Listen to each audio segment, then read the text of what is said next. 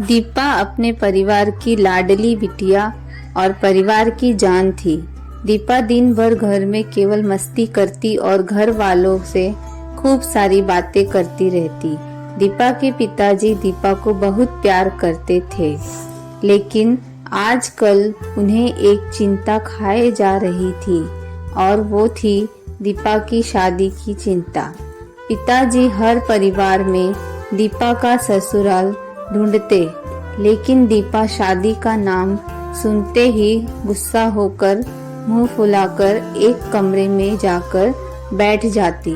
खैर थोड़ी देर में उसका गुस्सा शांत भी हो जाता था और वह वापस अपनी मस्ती में व्यस्त हो जाती थी। काफी रिश्ते खोजने के बाद भी दीपा के पिताजी को कोई ऐसा परिवार नजर नहीं आया जहां वे अपनी लाडली बिटिया की शादी कर सके। इसलिए उन्होंने अपने बचपन के दोस्त से इस बारे में राय लेने का विचार किया और अगले ही दिन अपने दोस्त के घर पहुंच भी गए। उनके दोस्त ने उन्हें गले से लगाया और घर के अंदर ले गए। घर अंदर से काफी शानदार था। अपने दोस्त की संपन्नता को देख दीपा के पिताजी फूले नहीं समाये। चाय नाश्ता के बाद उनके दोस्त ने उनके आने का कोई खास कारण पूछा। तब उन्होंने अपने दोस्त के सामने उनके बेटे से दीपा के विवाह की बात रखी। वह भी अपने बेटे विशाल के लिए एक सुयोग्य कन्या की तलाश में ही थे। दीपा बिटिया को फोटो में देखकर ही उन्होंने दीपा को अपने घर की बहू बनाने का फैसला कर लिया। इतने में उनका बेटा विशाल भी आ गया। विशाल ने दीपा के पिताजी के पैर छुए और हालचाल पूछने के बाद ऑफिस के लिए निकल गया। अपने दोस्त से विदा लेने के और उन्हें अपने घर आने को कहकर पिताजी अपने घर की ओर निकल गए।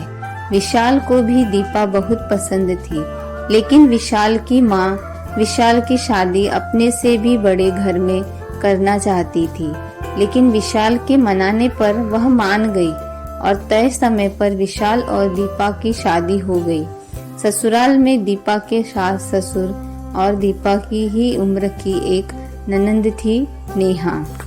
अपने अच्छे व्यवहार से दीपा ने घर में सबके दिलों में जगह बना ली, लेकिन अपनी तमाम कोशिशों के बावजूद वह अपनी सासू माँ का प्यार पाने में असफल रही। वह दीपा के हर काम में कुछ न कुछ गलती निकाल ही देती थी। दीपा की लाख कोशिशों के बावजूद भी सासू माँ के व्यवहार में कोई भी परिवर्तन नहीं आ रहा था। दीपा की ननंद ने भी कई बार अपनी माँ को समझाने की कोशिश की थी, लेकिन इससे कुछ नहीं हुआ। इसी तरह करीब 1 साल निकल गया। एक दिन नेहा ने सभी को अपने कॉलेज के सालाना कार्यक्रम में आने के लिए कहा। खैर ना चाहते हुए भी दीपा को नेहा के कॉलेज जाना पड़ा। कार्यक्रम की शुरुआत में गीत संगीत की कई प्रस्तुतियां हुई। उसके बाद मॉडलिंग राउंड शुरू हुआ। मॉडलिंग में नेहा ने भी हिस्सा लिया था।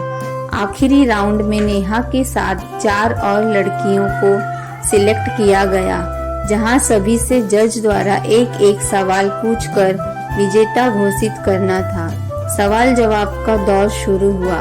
इसी कड़ी में जज ने नेहा से सवाल पूछा, अगर तुम्हारे घर में तुम्हारी माँ और भाभी में से किसी एक का साथ देना हो तो तुम किसका साथ दोगी? सभी लोग नेहा के जवाब की प्रतीक्षा कर रहे थे। तभी नेहा ने जवाब दिया, अगर भाभी सही हो तो अपनी भाभी का ही साथ दूंगी। जज ने फिर पूछा, क्यों? नेहा ने जवाब दिया, क्योंकि मुझे भी कल किसी की भाभी बनना है। जवाब सुनते ही पूरे सदन में तालियां गूंज उठी। नेहा को विजेता घोषित किया गया। अपने ननद की यह बात सुनकर दीपा मन ही मन बहुत अच्छा महसूस कर रही थी। दोस्तों, आपको दीपा की कहानी कैसी लगी हमें कमेंट बॉक्स में जरूर बताएं और अगर वीडियो पसंद आए तो वीडियो को लाइक, शेयर और चैनल को सब्सक्राइब भी कर दें। वीडियो को अंत तक देखने के लिए आपका बहुत बहुत धन्यवाद।